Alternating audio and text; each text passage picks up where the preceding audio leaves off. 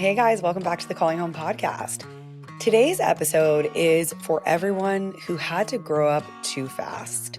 It's for the kids who became the caregivers, the mediators, and the responsible ones long before they ever had the chance to be children. Before we get to that, I have to talk about that scene between Brittany and her estranged adult daughter on The Real Housewives of Salt Lake City. I was watching the show while I was working out at like 7:30 in the morning, and I was on the treadmill and this scene started happening and I was like, oh my gosh, I have to take notes. And I jumped off and sat down and was like furiously taking notes on this scene because it was so powerful. And if you listened to my recap and discussion of last week's episode of Real Housewives of Salt Lake City, and you can go back and listen to that one.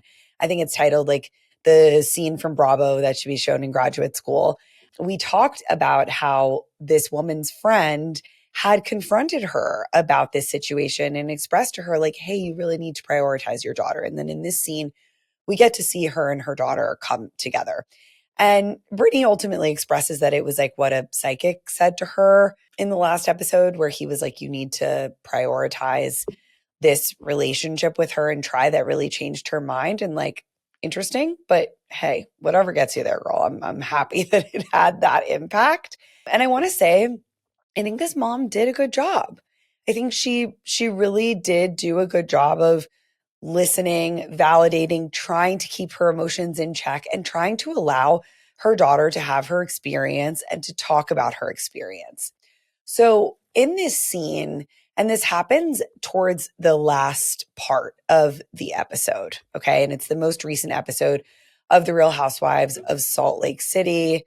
Let me tell you exactly which episode it is. It's season 6, episode 10, Out of Gas. So they meet up at a coffee shop, and it's very awkward when they hug and see each other. And I'm not sure who decided to have this on camera. I have some feelings about that. I don't know if it was the mom that really wanted to do this on camera or if they were really pressured by production to do that.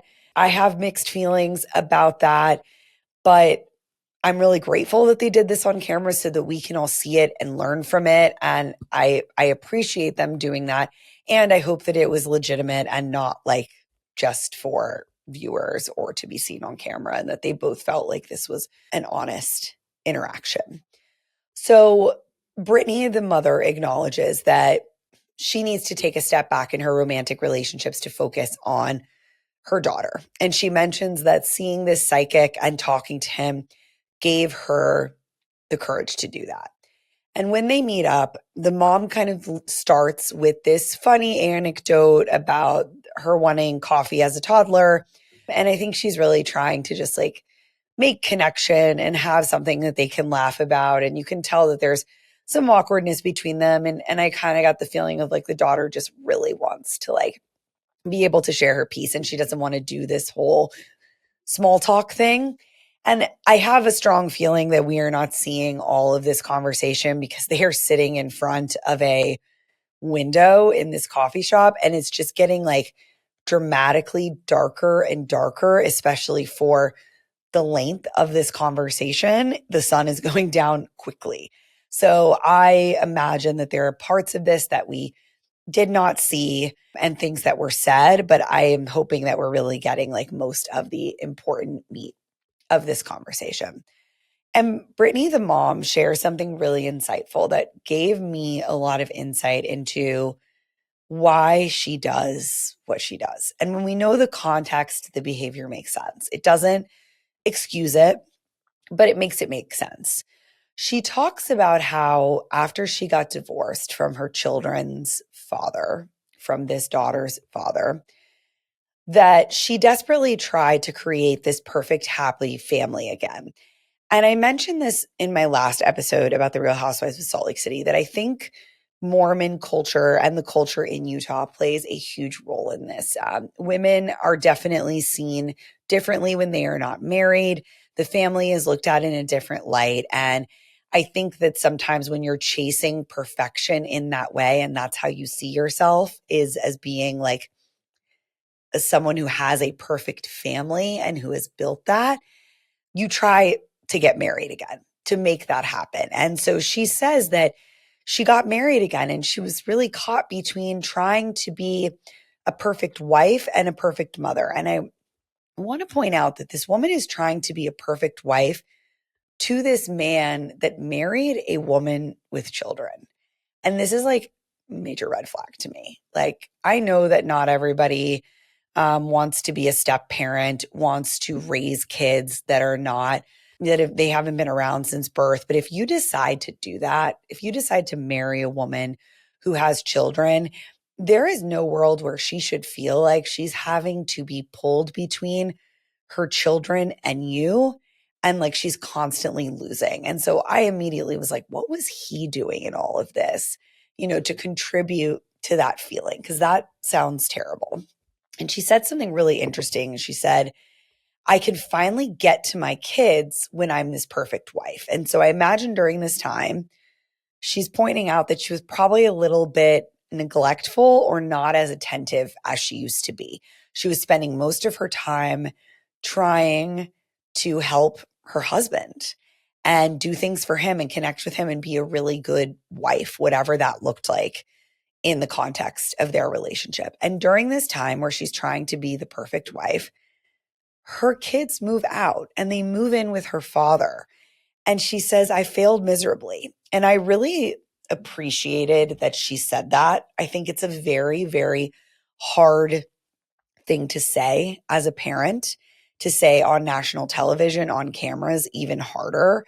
I hope that it's genuine. And I don't think that it's important for her to believe that she failed all around, but for her to look at this situation and say, things must have gotten pretty bad for my kids if they felt like they didn't even want to be around me during that time. And they thought going and living with their dad full time was better. And I think that this daughter that she's meeting with was around 12 when she got remarried. So these are like during the teenage years. And her daughter mentions during this conversation that she's like, my mom used to be an amazing mom. I know that she can be a loving mother. I know that's in her. And that's why it hurt so bad when she stopped doing all these things just because she found a man, right? And she says it was like someone flipped a switch in her brain, right? And she talks about how like no daughter doesn't want their mother. And she says something like, why would I be like, oh, I don't want a relationship with my mom. I'm just going to move in with my dad and have him talk to me about periods. Like, we're talking about a 13-year-old girl that felt like it was better, to not have any contact living with her mom at this time, and that she would be better off with her dad. And I think that says something, not that she couldn't have had a great relationship with her dad as well, but she was really saying, I can't be around mom right now. Like, it's not working. And she mentions, kind of like in a joking way, she's like, do you remember the last time we tried to do this? As in like the last time they tried to have a conversation, the two of them, about the estrangement and about what was going on in their relationship. And she said, I came over to your house talking to her mom. The boyfriend that she has now came over and you guys just started making out in front of me. It was like I wasn't even there. You didn't even look at me. And her mom says, like, I don't even know why that happened. And she's like, I have been in the habit of choosing men for so long. And I thought this was really great that she said this. This is a form of accountability and recognition of like, I was making choices that I thought were right. I thought that I needed to be the best wife before I was the best mother. Like, she's acknowledging her conditioning and her belief system and the ways that she was making choices that hurt her kids. And I really like that she did that. And her daughter says again, it's important that you take accountability and realize that I wanted a mom. Like, I wanted to be close to you. And this is where Brittany, the mother, gets emotional, and she's expressing confusion over not knowing how to make it better. But her daughter is very right in this moment. And this is what I think all parents who are having difficulty with their children in adulthood or even teenage years need to do is figure out why this keeps happening so that it doesn't happen again.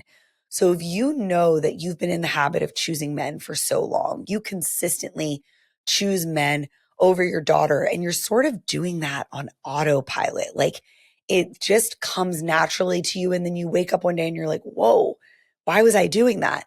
That needs to be investigated, because what this daughter is saying, and that I hear from so many other estranged adults, is like, I'm scared of getting hurt again. I don't want you to do this to me again. So if I'm going to open up the door, I need to know that you are trying to do something about this, that you're learning about why this happens, and you are making the repair, right? And I think that that's a message that all of us should listen to. Anybody who has had relationship struggles in any type of relationship, like if you keep doing something to hurt someone, we need to understand why that's happening so that you can interrupt the cycle before it happens again. And her daughter says one more thing that I think we should all really take to heart. And that is, I felt like it was me, like I was the issue. And she's talking about how she felt, at 13, 14 years old, thinking like, what am I doing wrong that made my mom act this way? And this is something that I hear so often. I mean, it's like on a loop in our groups about estrangement and adults who are estranged from a parent is like, what can I do better? What can I do different? What have I not done? How am I being annoying or difficult or a problem? Like this script really gets baked in for the child to blame themselves, see themselves as the problem, and always be the one that needs to do the fixing. And I love what this mother did here. And I hope that all of you can see this and do it yourselves, or see what this looks like in action, is that she says, it wasn't you, it was me. And those words are so powerful. I don't think that they fixed everything in this conversation. It wasn't all resolved. It was on camera. So I think that makes it a little bit dicey in terms of like how they're both walking away feeling after this. It's very vulnerable and exposing. And I think the daughter has every right to feel kind of guarded about what that might mean and what the next steps are from here. But I thought that this was just such a good conversation and lens into how these things can look when an adult is really sharing with their parent, this is how I feel. And the parent is still having some feelings, talking it through, but she did not jump on her daughter. She did not say, I was doing my best. Why are you so upset about this? I deserve love too. Like she listened for the most part. She did. And she did take some accountability. And I hope that there's more to come from that. But I think this is a good example of what these early stages conversations can look like when you are dealing with something like this. So definitely go back and watch season 6, episode 10 of The Real Housewives of Salt Lake City. It's about at least halfway through the episode, and you will see that scene of them in the coffee shop. You can watch it on Peacock or through your cable provider on Bravo. All right, now let's get into that conversation about parentification. We are going to be talking all about parentification in the month of November at Calling Home. That is our next topic. So today I want to dive into the strengths that come from the experiences that you have when you are being parentified. And I'm not doing this as a way to say, it was good that this happened and like to kind of put this toxic positivity spin on it, but to recognize the remarkable adaptability that comes out of surviving something like this, and also celebrate some of the good traits that you developed that I don't think you want to get rid of. And not everyone who is parentified gets impacted in this way where they develop a lot of strengths, because as you'll see, there are a lot of factors here, including your temperament, your personality, what's happening at the time, the external support that you have. But for some of you, you did develop some traits that you enjoy and that you want to keep about it as part of yourself, while also working on this parentification. So you don't have to be grateful that you were parentified. You can hold these two truths, okay? It was unfair, and it shaped you into someone capable, insightful, and strong. Let's talk about how parentified adults can use those same strengths now to create lives that are built on choice, not survival. This is how you survived during those moments where you were being parentified. Parentification, again, happens when a child is forced to take on adult roles. So, emotionally, physically, or both, that aren't appropriate for their age. That is the key phrasing here. You might have been the peacemaker, the confidant, the caretaker, the problem solver, or you might have learned early that your needs had to wait or they were not met at all. And you adopted these strategies because they helped you then. They helped you survive, cope, get along, etc. You stayed quiet to keep the peace. You grew up fast because you had to. You became a good listener because someone in your family needed to be heard. And while none of this should have happened, these patterns show extraordinary adaptability. And many adults who were parentified report lasting traits in adulthood like maturity, practical competence, self-reliance, empathy, and resilience. And again, this doesn't mean that those were the only ways that you could have developed those traits or that they were the best ways. But these aren't random outcomes. They're usually a result of what we call adaptive consequences that develop when caregiving roles are taken on with some level of meaning, support, or acknowledgement. Let's talk about those adaptive consequences. So, parentification can have both destructive and adaptive outcomes. On one side, we might see things like exhaustion, anxiety, perfectionism, or guilt. But on the other, we also see durable strengths like the ones I just talked about. There's research that shows that under certain conditions, like when the tasks are age appropriate, time limited, and validated, that taking on some of these types of tasks can foster maturity, responsibility, and emotional competence. So let's talk about some of these strengths. When we look at maturity and responsibility, these are typically people who are reliable decision makers, they're good long-term planners, and they showed a lot of wisdom at a young age. And adults who assumed adult roles early often describe maturity and responsibility as some of their lasting and biggest strengths. We also see these adults often have practical caregiving competence. And so they have confidence managing tasks, caring for others, and solving problems. These are skills that can be really good in a lot of different careers, right? And we see that some analyses of young carers link early caregiving to real world task mastery, and self-efficacy. You also might develop self-reliance and independence. This is where you feel capable and resourceful. And of course, this is one of those that can really go to the extreme. But there is a higher percentage of perceived independence among formerly parentified adults. And we see that in retrospective samples. There's also a lot of resilience and positive coping. So you have very adaptive stress management, good at problem solving, fewer risky behaviors. There's been some systematic reviews in the research that shows some parentified youth display strong coping when they are supported in adulthood. You also likely have great interpersonal competence and cognitive empathy, which means you're good at reading others, mediating, and perspective taking. Also great qualities for many careers and situations in life. And emotional parentification in the research predicted higher cognitive empathy in several studies. And then the last strength that we often see is leadership and role adaptability. So these people take comfort leading, organizing, or taking initiative. And there's quantitative studies that tie family role taking to flexible role adaptation in adulthood. So even though parentification is something that is rooted in dysfunction, it can often leave behind this cluster of competence of emotional intelligence, caregiving skills, and maturity. And these are really powerful assets in your adult life when they are no longer driven by fear and they are things that you can tap into as skills out of choice. Okay. When kids take on adult responsibilities, they gain skills through repetition.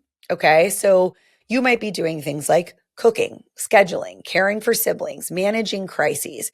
And over time, this creates mastery and confidence with those tasks. You also develop self efficacy. So, this is the deep internal belief that I can handle hard things. And I bet a lot of you that have been parentified as children have that belief, right? Every time you solved a problem that especially the adults around you couldn't even solve, you were building a sense of competence that can serve you now. Now, on the emotional side, acting as a listener or a mediator can strengthen emotional regulation and cognitive empathy. And one of the most important pathways is meaning making. So, when children understood their caregiving as purposeful or appreciated, when they were told, "You're helping so much, thank you," those words became protective against any of those maladaptive consequences. Validation and acknowledgement help transform burden into pride. And so, one example that comes up for me is there are a lot of you that maybe were very instrumental in raising your younger siblings. Your parents were either working too much, they had issues that made them unable to be competent parents, and you were the one that was doing that. You may not have been getting that recognition from your parents, but maybe you were getting it from a sibling or from someone else in the family that really was recognizing, hey, you're doing a lot. You're really helpful. I love you. Thank you for coming to this. And that can help. Having that type of reinforcement and support that what you're doing matters in those moments. But researchers have also found that individual traits matter in this. So not everybody is going to be impacted by parentification the same. And some people are not going to see the development of a lot of adaptive consequences. Some people will be overrun by this and only develop more of those maladaptive consequences. We know that people with proactive or resilient temperaments are more likely to turn those experiences into strength and well-being later on. So if you've ever wondered why some parentified kids will grow into like caretakers, therapists, helpers, teachers, leaders, this is why. And the same instincts that once protected your family, you are able to use in other ways. Now, I want to go deeper into whether parentification becomes adaptive or harmful, and this depends on the context. There are several factors that make a huge difference. The first one I mentioned was validation or recognition. So when someone noticed your effort or said thank you, very protective. Having another supportive adult in your life. So a teacher, grandparent, coach, someone outside of your home who saw your needs, very protective. Obviously, the more age appropriate the roles, the more the help matched your capacity, the better. When you have a 5-year-old that is, having to make their own meals every day and they don't know when the lights are going to be turned back on and their parent is completely unreliable and not picking them up from school on time, that is a huge gap in terms of age appropriateness versus when we have maybe a 12-year-old that is getting themselves up for school and making their own breakfast. That's something that would be a little bit more manageable for them. Cultural framing is also important. In some cultures, children are very involved in caretaking, in work, in doing things for the community, and all of the children are involved. And this is something that is talked about, it's planned for, and it's integrated into the community. And that really helps versus your child being the only one that is expected to take on all of these tasks while also doing all of these other things. And there is no thoughtfulness behind that and no integration. It's really just like thrown on them. That's different. Having external supports is also very important. So school, peers, therapy, community, and then the ability to make meaning and understand what's happening is huge. So again, a 12-year-old is going to have much more of that skill set than a 5-year-old or a 3-year-old who absolutely cannot make sense of what is happening to them and what they are having to manage at such a young age. So these are some of the buffers that can kind of sway things one way or the other and help determine whether these caregiving patterns or these types of parentification become more of a force for negative, like you're experiencing trauma, you have PTSD, all these maladaptive consequences, or you're way over here and saying, I developed some really great traits and I feel like I was there for my family and I was able to be helpful and I take pride in that. The more of these protective factors that you have, the more likely you are to kind of be on that adaptive consequence end of the spectrum. So if you're listening to this and you've been told your whole life, like, you're so strong, you're so dependable, you're so mature, I think that those words can feel good, but now they can become something that weighs you down. And we have to transform this into strengths that you use and not roles you have to play. And that's a big thing that we are going to be working on in November in the Family Cyclebreakers Club at Calling Home. If you would like to take this a step further, we're especially going to be doing a lot of that work in groups with me. As you heal and work on this, you get to choose what you take with you and what you leave behind. And this is the core of healing from parentification and moving forward in adulthood, that I want you to feel like you get to keep those strengths and release the obligation. You can keep your empathy without becoming the family therapist. You can keep your sense of responsibility without taking on everyone's problems. And you can use your independence and your self-sufficiency without isolating yourself. You don't need to erase who you became in order to heal. You just need to update the meaning and the drivers behind this behavior. You need to know that these are your strengths, but they're not the only meaningful, good, or important thing about you.